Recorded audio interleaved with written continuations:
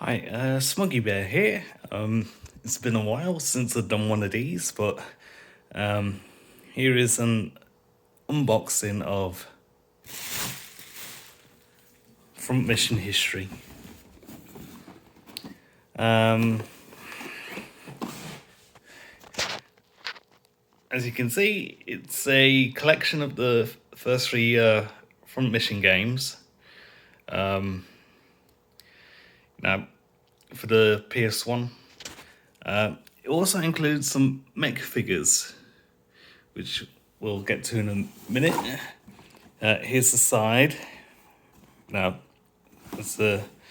and here's the back, which has the information of the free games, cover art for the games, and also your information about the type of story and usual gameplay. Info like, does it have memory card support? Does it have DualShock support? Etc. And how many blocks it is, and it's a one player. Also, it says there's 3 discs because each game is 1 disc. Well, each game is 1 disc. Now, we just gonna slide this top cover off.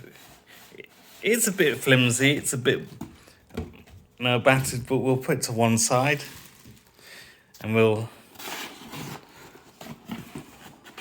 as you can see, the interior box is taken a batter. A funny story about this was originally this set came out in 2003, and I originally tried to purchase it, and then something happened, and I didn't end up getting it till now. Finding this one 23 years later. Here's the mechs. Right. But also here's the information card. Like, it has the different mechs. Like, it has the Zenith made by J Metal, the Frost made by Diable Avionics, and the Bizant by Schenk, German for snail. Also includes information about Front Mission 2, because this is the updated version, which has the option for skipping the battle scenes. So it just tells you how to do it there. And also on the back, it has some information with the campaign for Front Mission 1 and 4, because Front Mission 1, or first, now originally came out on the Super Famicom. Then it got ported to the WonderSwan in 2002, which was pretty decent. And then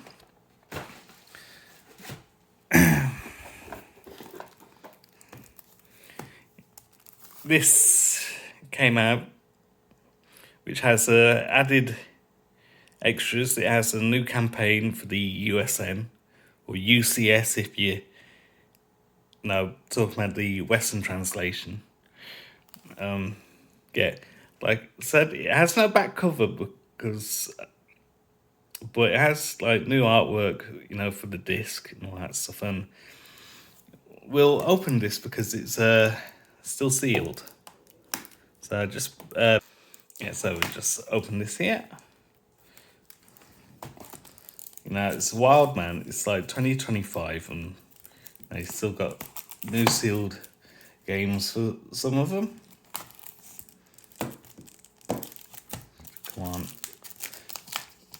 Come on. There we go. So we'll open it up. It'll have the disc there, which is normal PS1 disc. We'll flip it over to keep it safe. It has a new artwork of Maria and Kevin from the USN campaign. And we'll just try and finesse this manual out. Again, also the artwork on the front is different from the retail release of the Front Mission First, because on the retail one it has the artwork of Kevin, but also it has the artwork of Royd, who's the main character from when it originally released. Then we have some more artwork. Now, prologue. Now, talked about the OCU, the USN, how and Hoffman Island. How each side controls half of Hoffman Island and the shenanigans that's going on.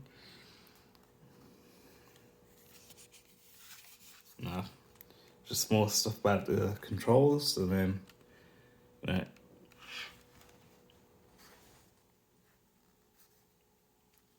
now options, but also the game will ask you, have you played Front Mission before?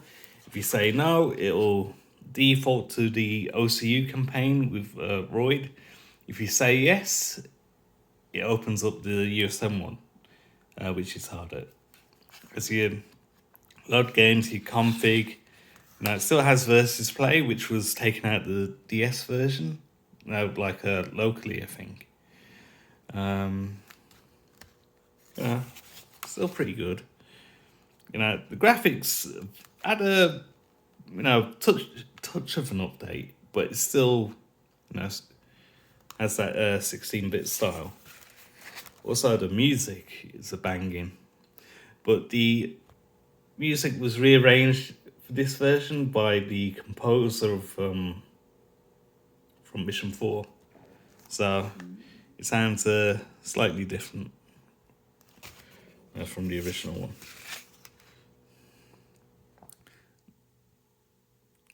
There we go, more of the manual. Oh, there we go. We'll move on to Front Mission 2 next. But also, I'm surprised that they call it the Front Mission History Collection, but they missed out a Front Mission Alternative. But then again, that seemed to play more of a real-time strategy game instead of a turn-based one. But now that game's pretty good as well. Just more. There we have the characters. We have Royd, Karen, Ryuji, Natalie. Now then we have Kevin, Maria, we have Grieg, Getter, and Driscoll. So we'll move on to Front Mission 2. So here we go. This is Front Mission 2. It's set several years after Front Mission 1 in the country of Alordesh, which is modern day. Well, modern day it would be Bangladesh, but in the game world they renamed to Alordesh after they joined the OCU. And the premise is a coup d'etat happens, and basically you play Ash, and you have to first of all survive, because the coup d'etat forces are after want the OCU out of the country, but also there's shenanigans afoot. It's a disc with new artwork with characters on there. But also this one, when it originally released in, is it 97? 96, 97? No, in fact, 97. Yeah, the battle scenes went on for too long. Like, literally, like you do your move, you attack, then it loads into a battle scene. And that would take forever for it to complete. Then imagine doing that about multiple times for each character and enemy, which wasn't good. So it got updated. They released a updated standalone version, but this one in the set is the updated version, and we'll open it up. There we go. We'll open this up.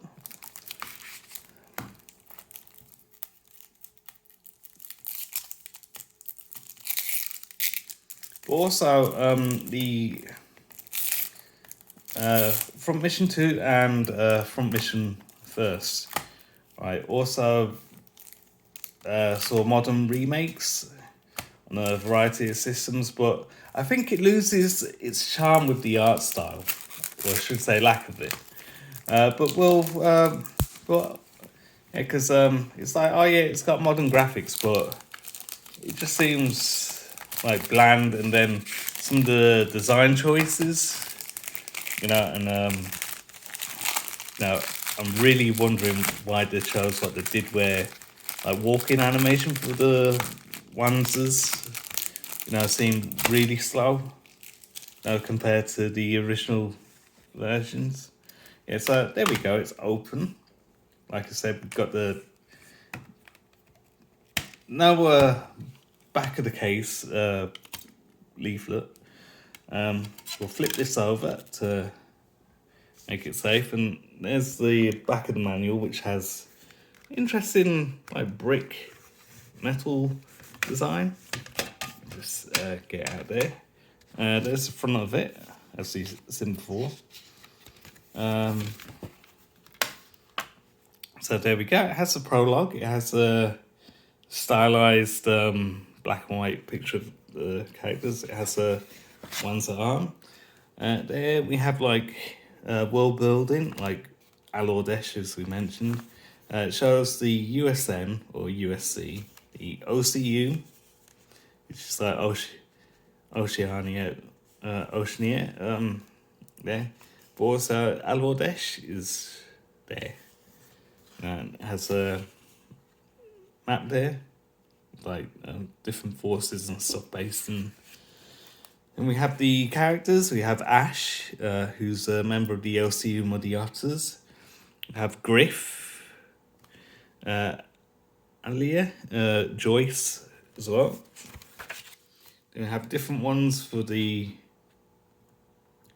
Dull Stags. We have Thomas, Roswell, Rocky, characters for of ones like Sayori, Lisa, Sarabash. Then we have like Coup Forces characters. We have Pike as well, who's intelligence officer for the OCU. A lot more. It's controls. More stuff about options and stuff. There we go. Also, this is the first game that introduces the network system. Also, like where you have to browse the internet via satellite, which is interesting, but also makes additions for battle, like the honor system. It introduces the AP system as well, which has been used in other games since as well. But some of the implementation in this game is pretty rough, though.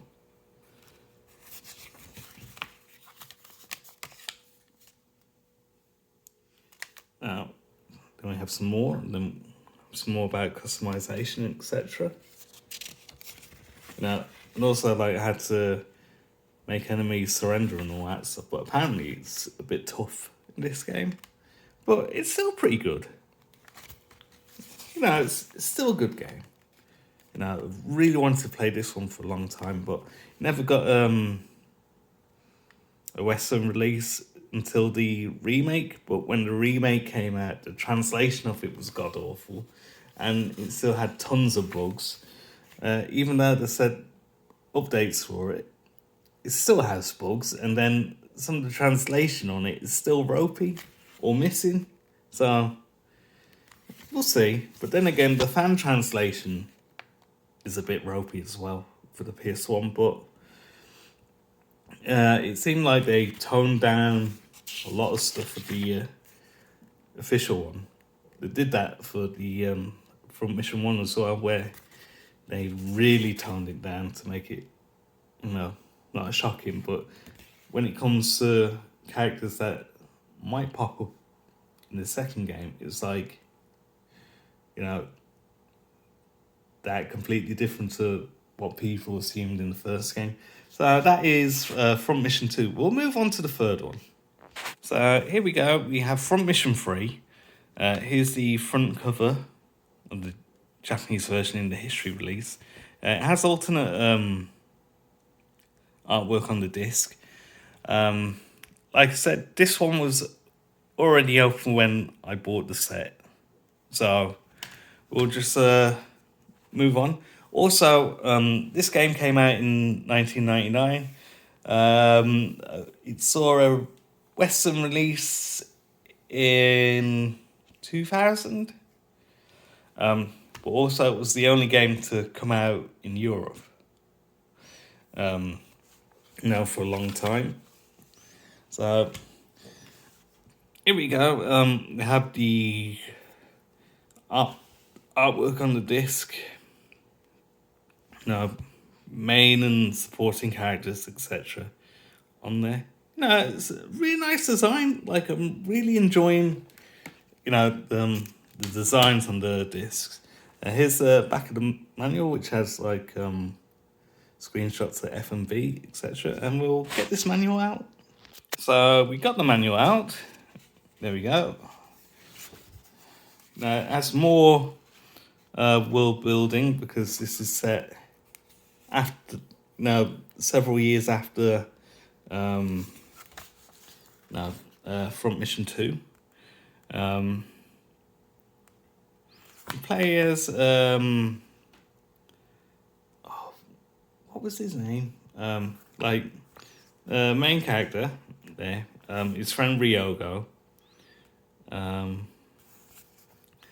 But also the interesting thing with this game is, depending on the option you choose, the game branches out where it's where you have different storylines and like different branching paths, which is interesting.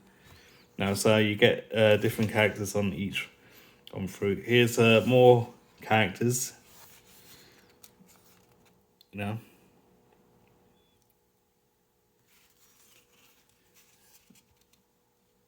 Control the options. But also has an updated version of the network feature, where it seems a lot easier to use compared to Front Mission 2, where you had to enter like passwords and site names and etc. Where this one is just, it has like a visual interface where you can select stuff, and then people will give you like addresses, etc. Throughout the game. Yeah,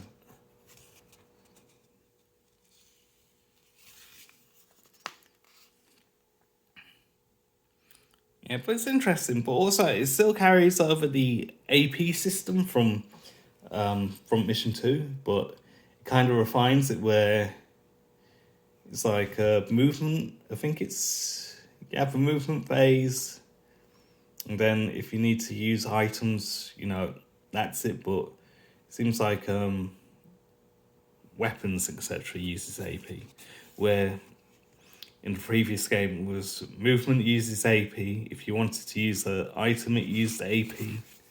If you wanted to use a weapon or defend, it was AP. Which kind of got draining after a long battle. There we have some more info. Like movement and attack phases, and AP as well. But also the battle scenes move a lot faster in this one.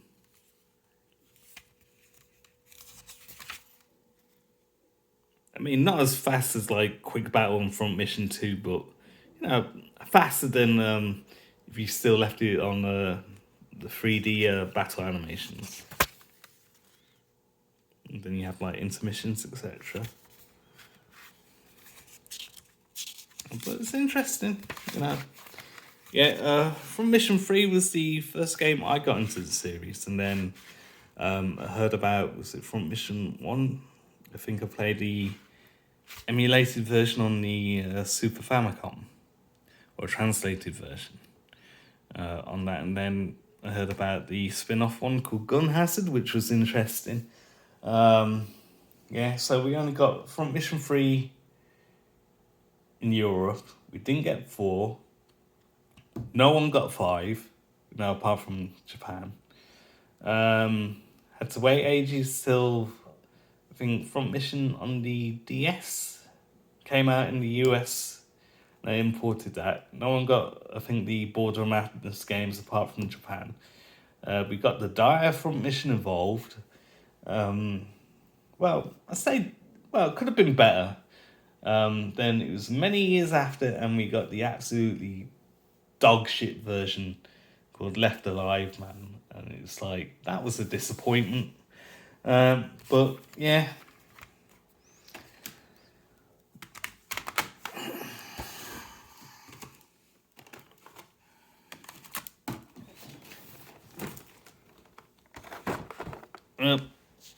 There you have it, from Mission History Collection.